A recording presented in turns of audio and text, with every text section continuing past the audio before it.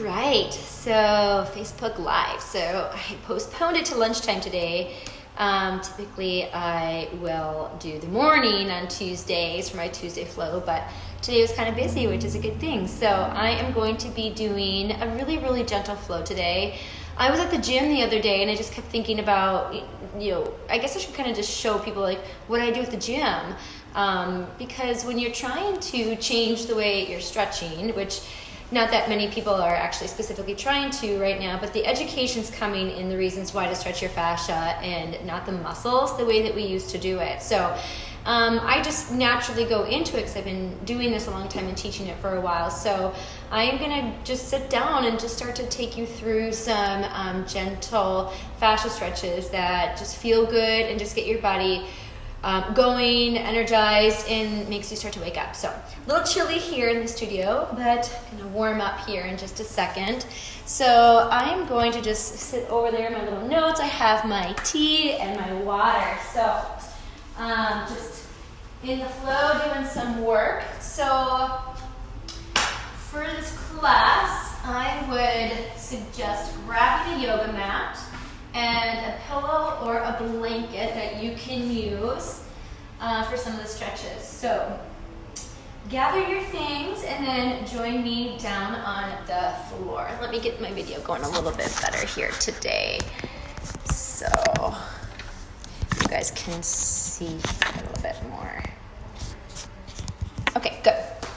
All right, so take a seat on your mat. So for those of you watching or going to watch later, fascia stretching is the opposite of regular stretching. So rather than lengthening a muscle until its end range and then trying to breathe through increasing the range of motion, that can lead to your body in protection mode and actually laying down more scar tissue or the connective tissue or fascia getting more dense. When that happens, certain patterns begin to happen in the body that maybe aren't as optimal as our body would have potential for. And so you want to keep the fascia healthy. And in doing that, we have to stretch it differently than we stretch the muscles. So let's go into just a little bit of an upper body kind of stretch flow. When you're stretching fascia, the key to remember is that it's opposite of regular stretching. And it takes sometimes the body, the brain, a little bit of time to figure it out, because the brain is probably never ever told the body to do a fascia stretch before. It's really opposite. It takes a little bit to make that connection. So the rule with it is that you shorten the area that you want to stretch, you add activation or resistance, and you move it through that resistance in the opposite direction. The key is that you have activation and resistance, because that way you're getting the connective tissue and not the muscle. And then keeping that resistance as you move in the opposite direction. Other benefit is that when you're fascia stretching, the other part of your body that's doing the work is actually getting strengthened. And on top of that, you have your core muscles engaged to help stabilize you. So really this type of work is a whole body re-education, rebirth. You're fascia stretching, you are strengthening the body that you're using to do the fascia stretch, and you're deepening the strength and endurance of your core by maintaining proper posture and function of that posture while doing the exercises. So find a comfortable seat, whether you're sitting in a chair or on the floor, either way, it doesn't matter. And I want you first to think about your posture. It's so important to have posture as the focus first, because if you're moving without proper posture, you're strengthening your body without proper posture. So to do that, just take a moment to settle into your sits bones or your butt bones. Try to make sure that you have even contact with your glutes into your chair or floor, meaning you're not sitting too much to one side. That can throw your rib cage off. So when you find that levelness in your glutes, your ribs sit a little bit more comfortably above your pelvis. It's very easy to lift the rib cage up. I want you to take that rib cage in, so that creates more of a stable upper body core base above the pelvis. So from here, think of taking your chin straight back as if it's on a table. Slide it back towards your throat to lengthen the back of the neck. What tends to happen then is people's shoulders lift up or forward. So you want your shoulder blades to glide down your back.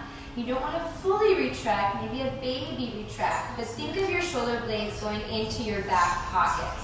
Once you have that position, you're going to take your arms up overhead. So what I'm going to do first is with my hand in front, I'm going to reach around and grab my wrist. So I'm going to stretch the whole front part of my arm here, the fascia in this area. So what I'm going to do is going to bring it forward to shorten it. I'm going to tighten my tummy and I'm going to resist this arm like I want to push down to the floor, but I'm not. Actually, maybe let's go from the front here. Let me see. Yeah, you can keep the grip that I originally had. So resist the arm forward, but you're going to hold it in place with the other arm. Once you find that activation, you're just going to bring the arm back in the opposite direction. Bring it forward, resist it forward, move it back. Arm resists down like this. You're holding it in place with the other arm. That's where the other arm is being strengthened. And you pull it back. Even if you start forward, if this is your position to begin, that's fine. You just want to let a little bit of movement happen. The benefit happens at the beginning of the fascia stretch. Good. So I'm just gently finding a pattern that feels good to me. Find that neutral neck again. Bring the arm forward one more time. Resist the arm forward. Breathing, bring it back. Let the arms rest for a moment. Lift the shoulders up and back and down. Other arm's going to come up overhead. Readjust that posture. I lifted my rib cage. I'm going to bring that back in. Other hand's going to reach behind and grab the wrist in the front. Lower that front arm slightly in front of you and resist that front arm like you want to push it down towards the floor. Once you have that, use the other arm to bring it back. This side feels totally different. I'm a little bit tighter in my neck. I'm a little bit less powerful or strength in my left arm. So this one's a little bit more of a challenge. As I continue to do it, I can feel the release start to happen. You resist that arm forward, draw the arm back. 2 more. Tighten that tummy, maintain that posture. Oh, that just kicked in more for me. Good, 1 more time, resist that arm forward, pull back. Arms resist to the side, roll the shoulders up and back, find your chin tuck. Readjust, maybe switch your feet. And find your neutral here, level sits bones, ribs in. Good, actually I'm getting a little bit more, which is nice. All right, so from here, take your arm above your head. Now this time you're going to take the other hand and grab the wrist. So we're going to stretch the fascia on this side of the body. So I'm going to lower my elbow towards the floor here.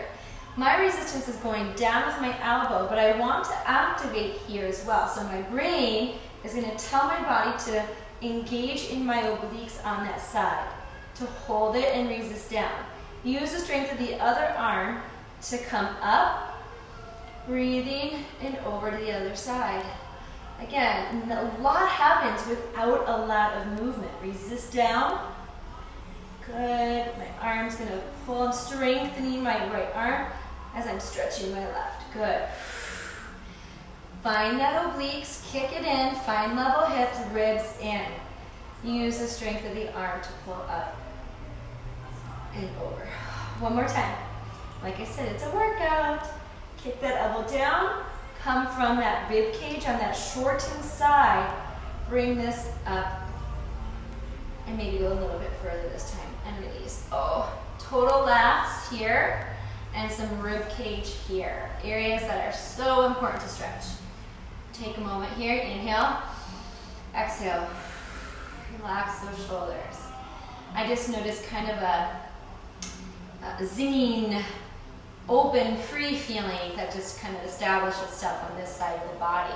And that's that connective tissue getting out of the way. When it becomes dense, it restricts movement.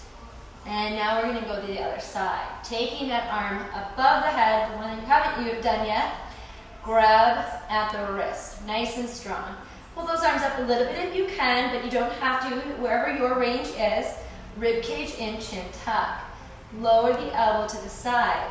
Your resistance is down with the elbow, but also resist into that same shortened side. Once you have that activation, you're going to use the strength of the other side of the body, the other arm, and bring you back up to center.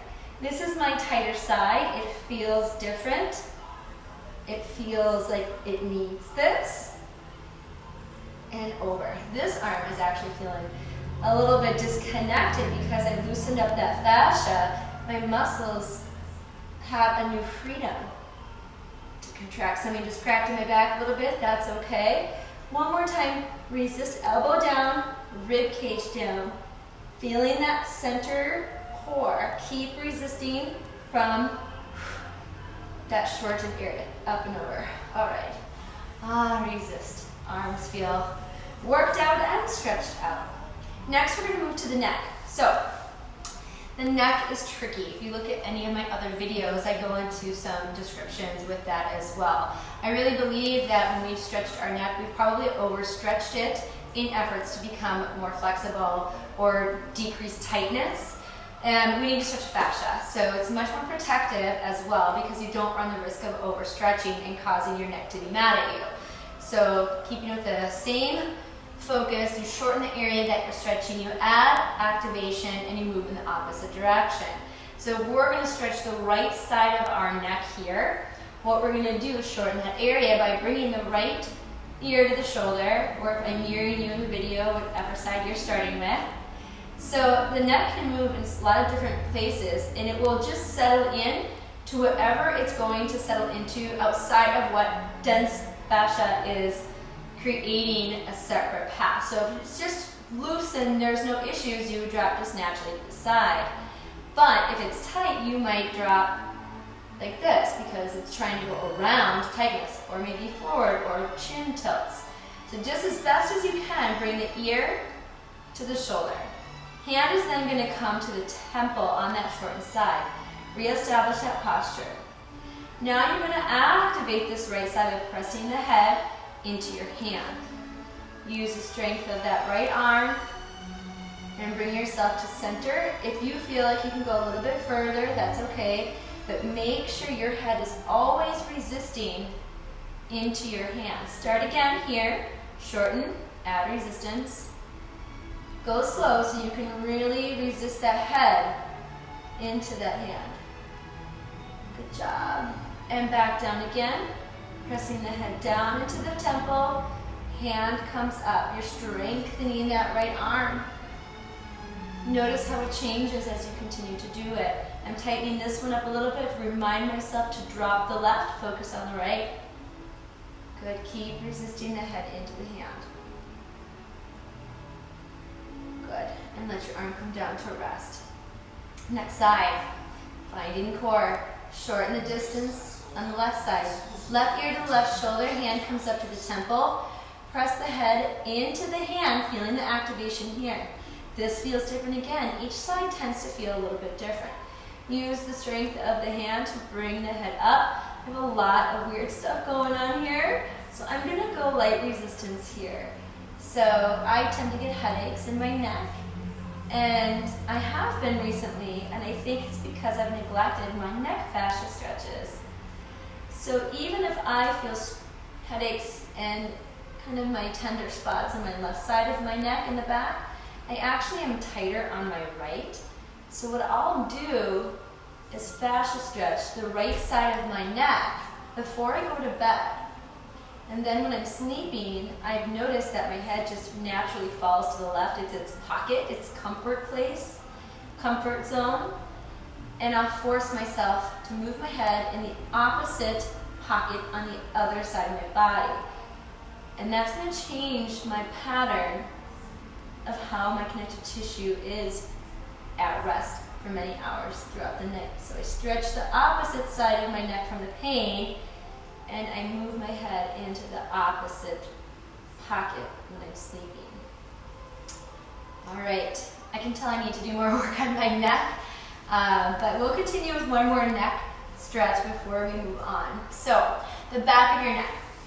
A lot of times people will shower or look up and they'll just kind of sink the head back and crunch all of those vertebrae in the neck, causing your body to kind of get mad at you. It's not a great position to be. So rather than, you can see from the side here, let the head just drop back and crunching, You want to offer yourself that chin tuck that I was starting out with. So chin comes towards your throat. And from there, maintaining that length in the back of the neck, then you can tilt up. So if you're showering, think about that in the shower rather than just getting the head back there and everything going like this. Do a little chin tuck tilt. So we're going to do that for this next stretch. So the back of the neck is a really great place to stretch as long as you're doing it right. You don't want to compromise or irritate any of those vertebrae in that area. Okay, so from here, find that chin tuck, and now we're going to stretch the fascia in the back of our neck. So we're going to shorten it by tilting the head or nose up. Next, our hands are going to come back behind our heads. We have that foundation, that connection. Now I'm going to resist my head back, as if I want to look up higher, lift my chin up higher. Now I'm activating the muscles alongside my vertebrae in the back of my neck. Keep resisting the head back, but your arms are going to win, and it's going to start to bring your head forward, finding still that little chin tuck. Chin towards your throat is what I mean when I say chin tuck. Right about there. Come up without resistance, release, reset. This is your start position. Chin tuck, head presses into the hands. Use the strength of the arms to bring your head forward, keeping that chin tuck. Keep resisting the head back. That's the key. Good. Looking up, chin tuck, look up, resist your head back. Keep resisting the head back as you bring your head forward. Good. 2 more. I have a lot of friends who've just had babies recently, and if they're nursing or bottle feeding, just feeding a baby in general, there's a lot of this going on. This is a great stretch to do to release the neck from being in an overstretched position. When you release the fascia, it's easier for your head to come back into its place. Let's do one more here. Chin tuck, look up, resist the head back into the hands. Really go slow. Make sure that you can feel the weight of the head and the resistance of the head going back. With those arms, those hands, win. Whew. Very good. Okay. Next, we're going to do a seated piriformis stretch. So you could do this sitting in a chair. You could also do it sitting on the floor. There's a version to do it laying on your back, which I have some other videos that you can access on YouTube for that. But this one, I'm just going to do sitting on the floor. So a lot of people have a drive coming up with the holidays, or maybe it's postponed because of weather, which ours is a little bit. So if you have any knee achiness or problems, take something small like a sweater or something and place it underneath one leg. The leg that's going to be straight on the floor, which will do both sides, so you can pick which one you want to start with. So I'm actually going to stretch the fascia in the piriformis on my left glute area first. So I need to shorten that area. First, I'm going to cross this ankle on top of my thigh above my knee. That's why I have this below my knee, to give my knee a little flexion so I don't hyperextend this knee. So once I'm here, check back in posture. Make sure you're not sinking or doing anything kind of funny here. Feel free to sit against a wall if you'd feel more comfortable with that. So my legs extended. You could also cross it under if this position is accessible to you as well. So I'll start here, and then I'll move it to that second position. So my hands are going to go to the outside of my knee. So I'm shortening this left glute by opening up that knee as far as it will just naturally go. That's my start position. Now my hands are going to go to the outside of my knee. I'm going to press my knee straight down towards the floor, and also my ankle into my thigh. So everything in this leg is basically resisting down or away from me. I'm going to pause. I want to really feel it in that left glute. I feel like I have it now. So I'm going to keep resisting my knee and my ankle out and draw my knee towards my chest. Watching that you don't sickle this ankle in a funky way. You want to keep it in a gentle flex. Open it back up without resistance. Hands go to the outside. Kick that knee down, the ankle into your thigh. Use the strength of your arms. You're basically doing a row here with your upper body, and your core is working to keep your posture. Press the knee down, ankle away, find your pause. Use the strength of the arms to pull the knee towards the chest. And down.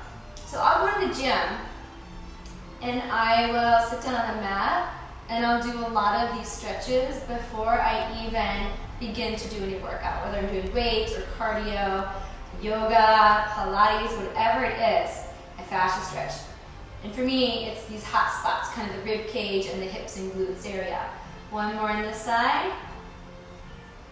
Good, we'll actually stay on this side, but now for those of you that want to do the variation, you just cross that underneath you. Same thing applies. So everything is going to stretch by resisting away, activating that glute. I'm going to go a little bit harder. I'm going to push into it a little bit more because I can feel I have that available to me today. Ooh, and that just got right down to my butt bone or your ischial tuberosity. 2 more here, or you can keep that knee, the other leg straight. Good. Kick it down to the weight, pause, keep resisting, keep resisting, keep resisting. Oh, this is going to feel good for being in the car ride tomorrow. And let the legs stretch out to cross over other side. I'm going to take my rolled up sweater and place it underneath my knee so I don't hyperextend that leg. Take the other leg, cross that ankle just above the knee and the thigh. We'll do our first variation here. Hips squared, shoulders squared. This knee is going to resist to the floor, ankle into my thigh. So everything is going to go down this way. Both hands to the outside of the knee. Okay, find my center. All right, this side is my side that I feel it. So keep resisting that knee away, the ankle into the thigh, and draw the knee towards the chest, all the while resisting the entire time. Kick the knee down, feel that glute engage, keep resisting it as you draw the knee up towards the chest. Open it, press that knee down. Use the strength of the arms to pull that knee in. 2 more here. Press it down, tighten that core, pull that knee to the chest. 1 more. Press it away. Keep resisting. Oh, that got to a new place on that one. Oh, that was good. Okay, let's tweak our variation or stay where you were. Cross that leg under. Find evenness in your sits bones. And press that knee away. Ankle into that thigh. Keep it resisting. Oh my gosh.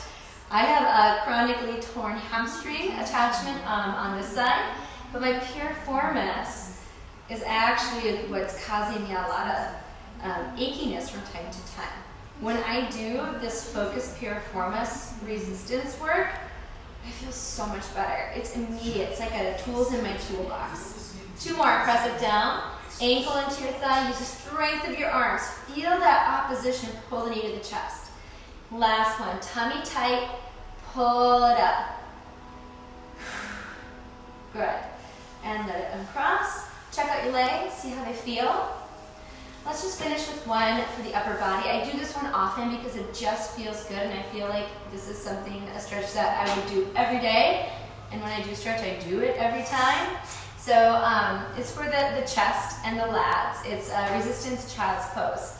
So if you have knees that are a little achy sometimes, grab that pillow or rolled up towel, and you're going to place it down so that you can have some cushion. Okay. So we're going to go into child's pose position first, and then we're going to set ourselves up. So we're here, child's pose, making sure you guys can see me. Okay, so I am going to keep my knees apart and my feet together. My hands are going to come forward just a little bit, and I'm going to shift my body weight forward towards my hands. My resistance is down and back, like I'm sliding the heels of my hands towards my knees or under my belly button. Naturally, my knees will resist forward here. So I'm here, I kick that resistance, and you might be able to see it a little bit in the video. Keep resisting the hands down and back, and draw your hips back, all the while resisting the hands, and keep that neck neutral. Come back up, shift your body weight forward over the hands, resist the hands back, draw your hips back, breathe. Good, a couple cracks there. And a little bit more this time, really press the heels of the hands down. Draw the hips back. Good. And again, hands back, knees forward, keep resisting. Lift your belly so you're not arching into that lower back at all. Come forward now, we're going to vary it by bringing our arms down onto our elbows. So now your hands are closer together, your elbows are closer together. Your resistance is here, kicking your elbows back towards you. So once you feel those forearms resist down, then peel the hips back. The fascia stretch is going to move in towards the center line of your spine. Lift the belly, chin tuck. Resist the arms down and back, especially the elbows. I have to give my elbow a little bit more focus because it's not kicking in quite as much. Shift forward. Resist elbows back and down. Keep resisting as you draw the hips back. Good job. Last one. Shift forward, tummy tight, chin tuck. Elbows resist back, knees forward. Peel yourself back. Good. Making your way back up to sit. Awesome. Well, thank you. I see some people have joined me for the class today. If you ever have any questions, I always want to mention that feel free, you can leave a comment here or send me a personal message, but check out some of my videos on YouTube. My channel is Fascia Fix. I think if you just go to the search engine and put that in, it should work out. So a lot of different videos there for specific parts of the body and more videos to come. So thanks for joining me. Happy early Thanksgiving and hope to see you soon. Thanks.